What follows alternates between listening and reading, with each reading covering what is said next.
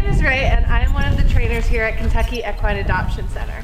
This guy here is Albert, one of our horses that's looking for a home, and he has been here with us for about a year.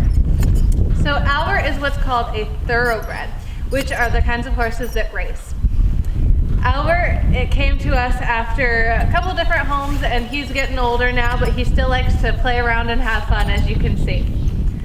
So this thing I'm sitting on right here is called a saddle. There are two main kinds of saddles, lots of different kinds, but English and Western are the ones you're going to see the most. This one is called a Western saddle. Now this thing right here in the front is called the horn. This is the big distinguisher between English and Western saddles. This was when the cowboys used to rope and ride the range and go after all the cows. They would put a big rope right here on their horn. Some people also use it to hold on. These things my feet are in are called stirrups.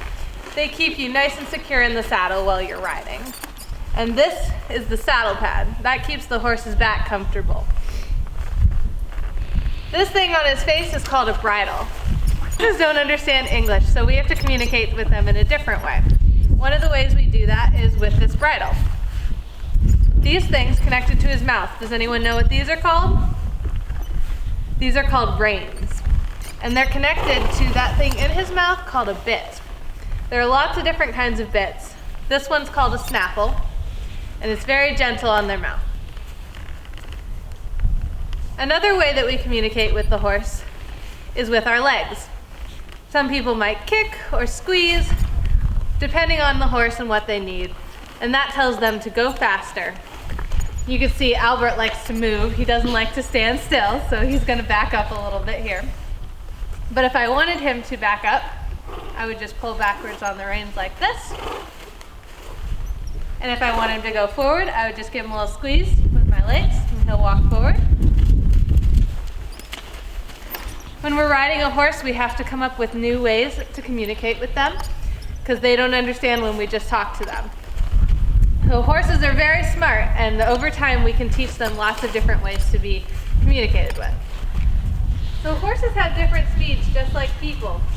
This is called a walk, just like ours, and you can tell the horse is walking because you'll see 4 times that the horse's feet hit the ground. So if you were to count, it'd be 1, 2, 3, 4, and you'd feel each foot hit the ground as you're on their back. That is really different from a horse's trot, which is kind of like our jog, because you'll see each foot hits the ground together. So you have 2 feet together each time. That means that it has 2 gaits, or 2 beats in this gait, instead of 4.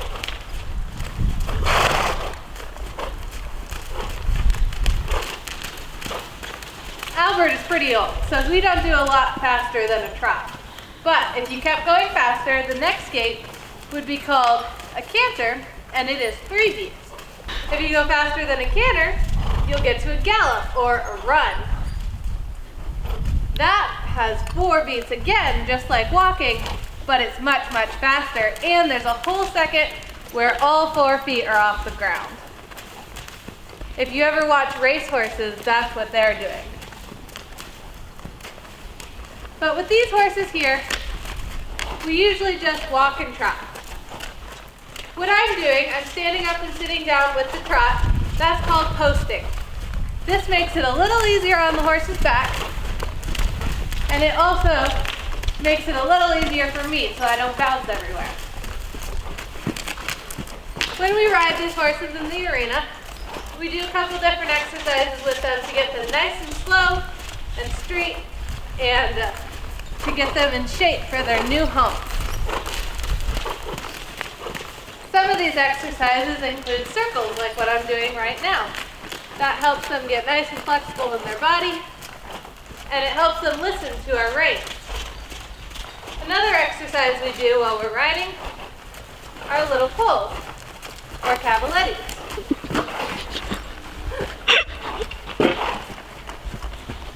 See, Albert wasn't really excited about that this time. But as we keep practicing, he'll go over them more and more smoothly.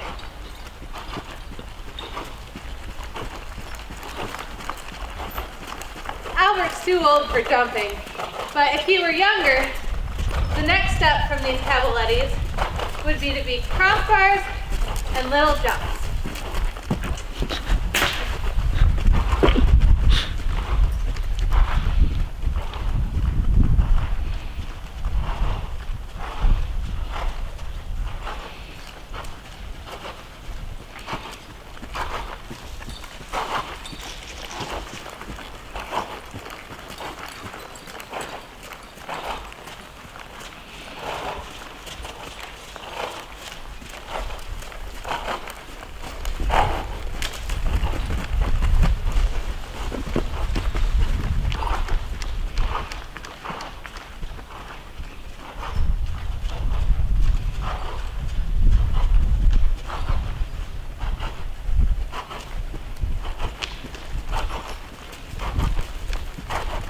While we're riding, we also practice a lot of changing direction.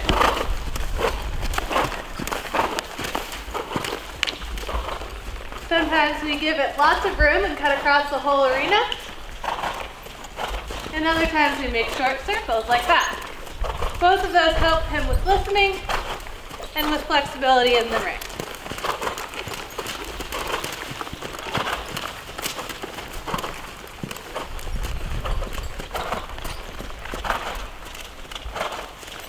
When I want him to slow down, I sit deep, I pull back on my reins, and I say, whoa. Albert can be pretty quick at times, but he's always a good listener when I ask him to stop.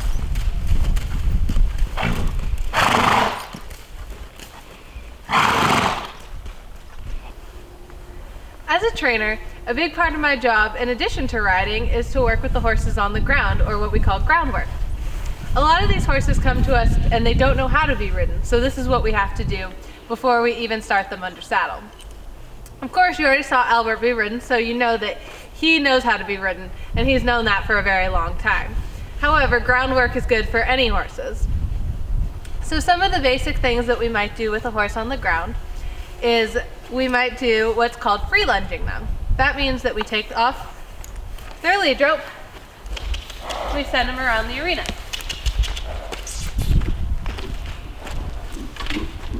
Free lunging teaches a horse to move around you, and it teaches them that it's your job to keep their feet moving where you want them to move.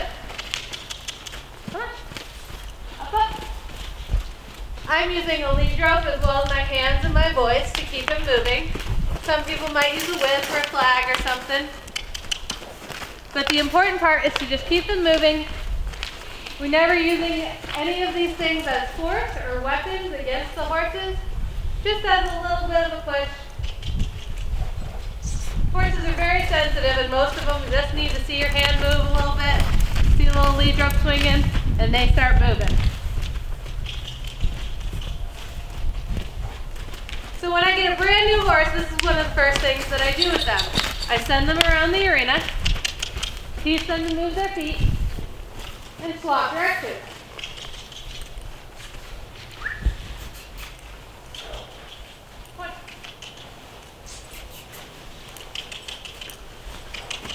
Good boy.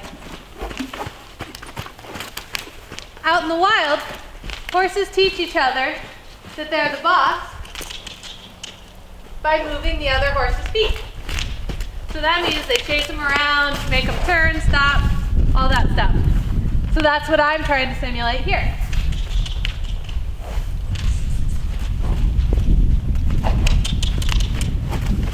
Once I do this for a little bit and I try to get their attention on me, I'll ask them to turn towards me.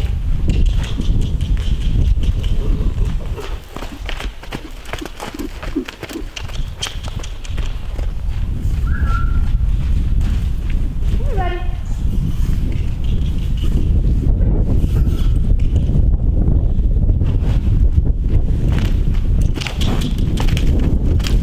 Sometimes they don't listen. But I'll keep asking. Get them moving again.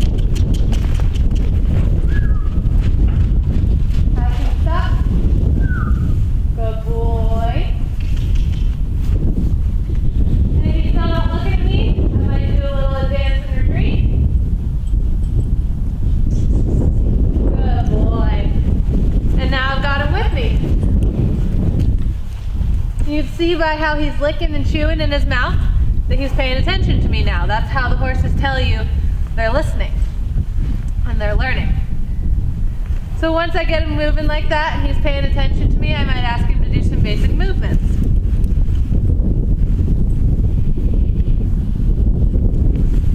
I'll ask him to back up. Good boy. Watch out, buddy. I'll ask him to move his back feet.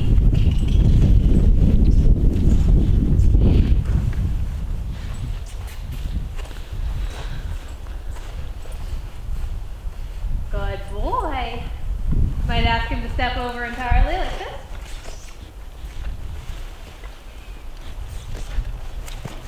Oh. Good boy. And I'll lead him around. You can see the licking and chewing again. He understands what I'm asking. He's learning.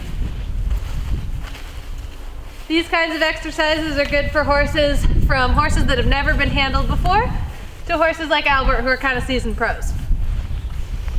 Some other exercises we might do with the horses on the ground is lead them over obstacles, like the cavaletti that we were working on earlier. We saw that he was having a little bit of trouble, so having him step out on his own without a rider can help him learn.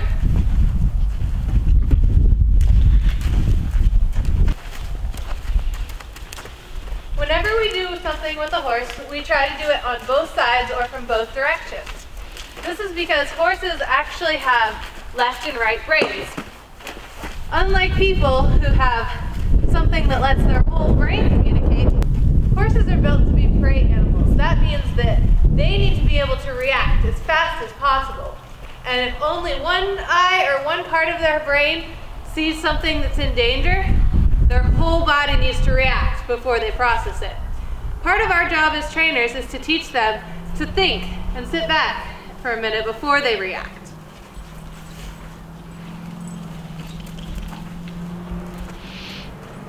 This can be very difficult for a horse because they think that they're still out in the wild and they need to get away from bad animals as fast as possible.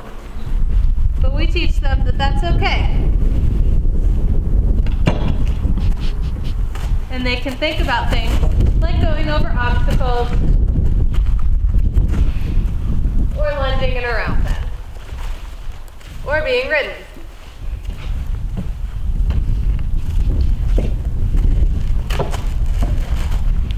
This is another obstacle that we like to teach our horses to go over, because it teaches them to think and do something a little bit out of their comfort zone that they're not used to. Some horses like to go right over it, others take a little longer. And now you can see him figuring it out right there. Then we'll go the other way, so you can see it from the other side. And he has to relearn it again. Sometimes you can teach a horse something perfectly on one side, and then you turn around and you have to teach it all over again.